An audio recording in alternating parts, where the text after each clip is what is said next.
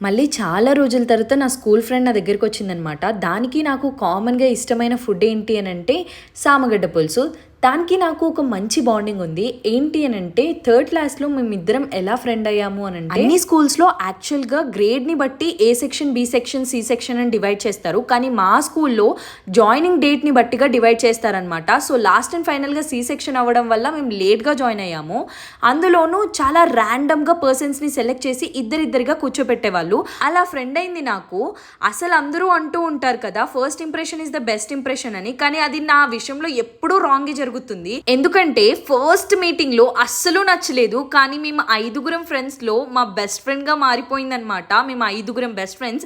రాబోయే కాలంలో మా ఐదుగురిని కూడా నేను మీకు చూపిస్తాను. ఫైనల్ గా ఫుడ్ అయితే ప్రిపేర్ చేసేసాను. మా ఐదుగురు బెస్టీస్ లో మిగతా నలుగురికి కూడా కెమెరా అంటే షై అనమాట. మరి నేనైతే అసలు కెమెరా లేకుండానే ఉండలేను. నా ఫ్రెండ్ అయితే ఫుల్ గా ఎంజాయ్ చేస్తుంది.